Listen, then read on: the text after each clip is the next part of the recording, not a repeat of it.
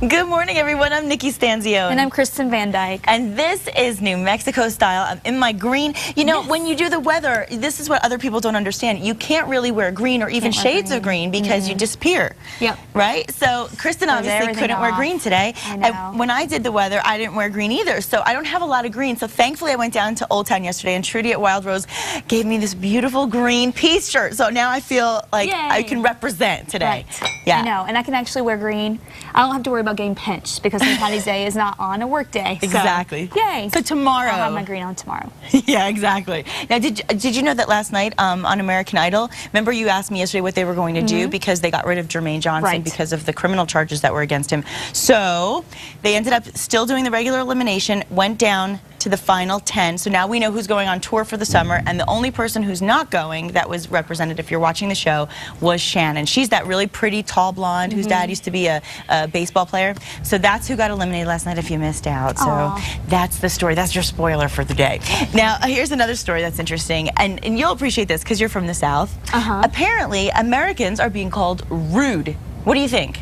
Yeah, I can see that. Yeah. Talking on the cell phone, at restaurants, texting, all of that stuff. People, just the vernacular, I think, has changed. Yes, absolutely. You know, it's been a lot of changes from the old days. Absolutely. And a survey by Rasmussen Reports has actually found that 76% of Americans believe that our society is becoming more rude. So it is actually, it's been documented. Right. And etiquette maven Cindy Post-Senning, Emily Post's great-granddaughter, says principles of respect, consideration, and honesty are universal and timeless, but our idea of what's mannerly changes. The fact that Americans have become less inclined to say please, thank you, and you're welcome indicate a decline in courteous language. Yeah, and you don't hear it as much it's anymore. Interesting because there's such traditional phrases. I mean, as a kid, I mean, I know you were taught, so was I. You say thank you, you say please. Well, now also, yes ma'am, no ma'am, yes sir, no sir. Exactly. Thing too, but still, it shows respect. And those phrases that we're used to hearing, at least back then, have actually been replaced by things like, you betcha, or no problem, or I'm good, I'm good. You know, these do not carry the same sentiment when we're sincerely expressing gratitude or thanks, though. So, you know what, we're just telling you this because it's something good for you to think about when you head out for the day. So, little things like that. Remember the manners, And I still like when a guy opens the door. Don't you like when a guy opens the door for you? I do. I love that. I love that. I hate when guys walk in ahead of you and open the door. I mean, that is just rude to me. Okay, let me ask this real quick. What about in manners, as far as like dating goes? You know, we're in the 2000s now. They say like, okay, girl pays for half, guy pays for half. I don't Back in the old days, a guy used to take the girl out. Is that bad manners, or is that just changing times? I think it's changing times, but personally, I really do prefer when the guy pays. I'm not gonna lie. You don't see that much anymore. We don't see it enough, but you know, it's a battle because we fight for equality and we want that, you know, the equal rights, and we want to work and make as much money. And that said, it makes guys feel like, well, then why would the guy have to always pay her? So I get it. But that said, if you take either of us out, it would be nice if you decided you wanted to pay and open the door. Let's check in with KRQE News 13 anchor Elizabeth Alvarez with this morning's headlines. Hi, Elizabeth. Good morning, ladies. Happy Friday to you. Happy Friday. Happy Friday to you at home. The Lobos basketball team still has their Jansen shoes on this morning. Fans here and in Portland watched as the Lobos came out on top in a nail-biting game yesterday against Long Beach State. Sports Director Van Tate starts our Lobo team coverage from Portland. The Lobos' entrance was smooth, but the start of the game for the Lobos in Long Beach State was a mess with turnovers and missed shots. It was a rough start. You know, I think they were really intent on trying to make a name for themselves. Casper Ware buries a three-point shot, and the Lobos are down 5-0. Ware would score 17 points. When leading at halftime, the Lobos are 25-2. Demetrius Walker made sure they would get there today. Walker would score 11 points and deliver nicely to Drew Gordon for 2, as the Lobos would take a 33-29 lead at the break. No matter how hard they tried, the Lobos just could not pull away in the second half. Long Beach State would tie the game at 43. But once again, the Lobos respond. Hugh Greenwood buries a 3 on the next trip down the court. He would score 12 points for the game and start an 8-0 run. That was capped by 2 of Drew Gordon's 18 points. Gordon also had 13 rebounds for his 16th double-double. But Long Beach State is not done. The 49ers in the tournament for the first time since 1973 get a steal and dunk from James Ennis to take a 61-59 lead with little under 5 minutes left in the game. You had the steal, you had the dunk. It looked like it was going to be the knockout blow. Yeah, to me, I thought it was going to be the momentum of the game changed. The Lobos had one more punch to give, and Kendall Williams made sure it was a good one. Williams would score 16 points, as 4 Lobos would score in double figures in a 75-68 thriller. So I just wanted to come back and, you know, clutch up for my team and spread it out a little bit, and luckily that one went in. But we beat a very good basketball team, and when you can do that in March, you feel very pleased. And to move to the round of 32, you obviously feel very pleased. With the victory, the Lobos improved to 28-6. They also earned a date with the Louisville Cardinals for a right to go to the Sweet 16. Van Tate, KRQE News 13 Sports, Portland. And here's what you need to know about the Lobos' next game. As Van mentioned, they play Louisville on Saturday. You can watch it on TBS. That's channel 247 on DirecTV, channel 43, or channel 216 for HD on Comcast. And on Dish, that is channel 139. And of course, we will keep following the Lobos through the tournament, and we will be live as they take on Louisville.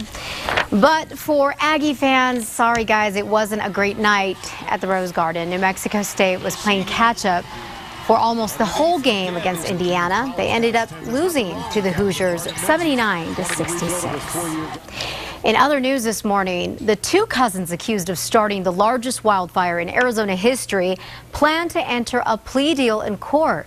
Court documents show that Caleb and Daleb Malbuff are charged with leaving a fire unattended and failing to maintain control of that fire that damaged part of a national forest. Their attorney says the plea agreement would lessen the charges, but declined to provide any more details yesterday. A judge has yet to make a ruling on it. The wildfire burned more than 500,000 acres in eastern Arizona and parts of western New Mexico last year. All right, listen up. This morning, cops are looking for a guy who apparently is going around stealing a lot of tires. Police say someone left 7 SUVs on blocks in the Heights, specifically in the La Cueva area. And apparently this thief is not just going for any SUV wheels. He's targeting the high-end rides like Escalades, Yukons, and Denali's. Police say he's driving an older model red Ford Taurus or Mercury Sable with no plates. If you see a vehicle like this, call authorities.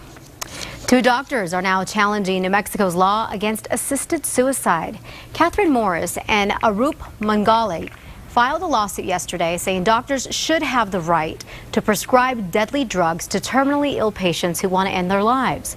The doctors are asking the court to clarify an old state law that makes assisted suicide a felony. They're arguing that there's no law in New Mexico, not even the law against assisting a suicide, that forces a dying person to suffer unnecessarily in New Mexico.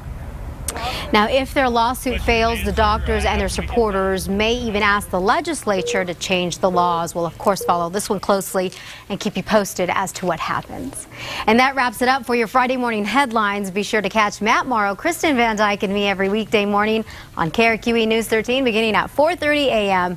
Ladies, sending it back to you. Have a wonderful weekend. Thanks, you too, Elizabeth. And we're sorry about the loss for you yesterday, but happy for New Mexico. I know. Hey, it was a win-win. You know, that's right. Bittersweet. I'm just as excited for the Lobos. That's awesome. Thank you so much for that, Elizabeth. Have a good weekend. And you know, this weekend's going to be fun-filled. Lots of things going on. In fact, let's first talk about this because I don't know. As a little girl, I love dance. Did you ever go to a ballet? Yes. Isn't it the most breathtaking thing? Very pretty. Yeah, it's a special thing. And Aspen Santa Fe Ballet actually offers audiences a sophisticated repertoire with broad appeal that combines a unique blend of entertaining and captivating contemporary ballet. Aspen Santa Fe Ballet is one of the great success stories in American dance today, and you can catch them this weekend at Santa Fe's Lindsay Theater. Aspen Santa Fe Ballet is known for being very accessible and for presenting forward-looking choreography. All of our choreographers are living. We don't look back, we tend to look forward, and so we're very interested in what's new, what's innovative, what's cutting edge, and so all of our work tends to reflect that. This is our 16th season, and we have evolved quite a bit in the 16 years. We started as a relatively small, unknown company that was just in Aspen and just in Santa Fe, but now primarily we're a touring company. We tour all over the United States. Lots of travel abroad. We've been to Israel, France. We're going to South America in April. And so we've really evolved into a touring company and also a company that creates work. In our 16 years, we've created 22 ballets, which is a lot. Part of our vision is to look forward and to create art, commissioning new works by new choreographers. I think one of the main interests in any art form is the creativity level you can have, and I think Aspen Santa Fe Ballet provides a great opportunity for not only the artists, dancers, the artists, choreographers, to collaborate and create very interesting and unique works. We're premiering a new ballet by a relatively unknown choreographer. He actually is virtually unknown. We found him, we discovered him at the Juilliard School, and he created a new work for us. We received a grant from the Jerome Robbins Foundation to underwrite this new creation. It's called Square Nun, and it uses 7 of the dancers, and it's a terrific new work. Well, I hope the audience, when they see the company, I hope they feel a sense of pride, being that Santa Fe is a second home for us. So I hope that they do feel that we're their hometown team, so to speak. Oh, wow. That was incredible. Oh my gosh. Okay, so the Aspen Santa Fe Ballet performs tonight and tomorrow at 7:30 at the Lensic Theater in Santa Fe, and tickets are going to be available for you at ticketsantafe.org. You don't want to miss out. Oh my gosh. That's definitely worth it to go see that. Yeah, if I get a chance to be in Santa Fe, I want to go. That's amazing. Now, another thing going on this weekend, if you've been watching our show this week, you know about Bead Fest. It's a bead and jewelry show, combines beading classes, jewelry making workshops, as well as the fun part, the shopping. Yeah, it's going to be great. This weekend at the Santa Fe Community Convention Center, talented instructors help you learn to make great jewelry, and hundreds of unique exhibitors provide the best shopping for beads, gemstones, and jewelry making tools. And if you're not crafty like me, or me, crafty, oh no, I'm terrible. You can buy the finished pieces, which is what I will be going for. Yeah, exactly. It's fun to make though, not so hard. She showed me, pretty easy. Visit beadfest.com for all the details, and definitely a fun thing to head out and do. And also, you can get out and get some laughs this weekend. Oh yeah. Extreme Comedy's St. Patty's Day show will feature top-shelf Irish comedy and traditional Irish music. Yeah, and that show is going to be Saturday night at Albuquerque's 4-star Embassy Suites Hotel. And the thing we talked about yesterday is what makes it really special is it's going to be streamed live to our troops and our vets, including at the hospitals all around the world. So a good reason to get them to laugh, and they certainly deserve it. I love that. Yeah, the headliner there, Chris Bennett. The feature act is Mike Kennedy, and Albuquerque's #1 comic, Sarah Kennedy, is opening, so it's going to be good. Fun. Should be a lot of fun. It's clean fun, like we were talking about yesterday, too. Hollywood's funny men deliver plenty of laughs on the big screen. Yeah, Fox's Ashley Dvorkin actually takes a look at what's new in the theaters as well. Got our first plus. I got him! Yes! Make room for a bunch of Hollywood funny guys at the movies. First, Jonah Hill partners with Channing Tatum to relive their high school days and revive that 80s hit TV show with 21 Jump Street. There's a new synthetic drug at Sagan High. The mission is find a supply. Starring as undercover cops sent back to the classroom to investigate a drug ring. It was just about making a movie about going back to high school and getting to relive that part of your life, and what would you do if you could do it over again, and thinking you have all the answers and really they're all wrong. Hello? Mom? Jeff? Hi. You know you're supposed to say hello when you pick up the phone. Then Jonah's on- and off-screen buddy, Jason Segel, competes in a small indie flick, Jeff, who lives at home. Mom called. She's really pissed. Jeff's stuck. Maybe you could get him moving. Also co-starring Ed Helms, the tale follows Jeff as he searches for his destiny and finally ventures out of his mother's basement for the day that could change his life and his living arrangements. Soy Armando Alvarez. And make room for one of the biggest jokesters of them all. Will Ferrell brushes up on his Spanish, his shotgun skills, and maybe his overacting too. Aunque sea la destrucción de la familia.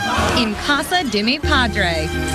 ¿Qué es lo que tengo que saber? Hoping to deliver laughs in many languages, new comedies are riding in fast to a theater near you. In New York, Ashley Dvorkin, Fox News. He's so funny. He's channeling the telenovela stars. I love him. He's so silly.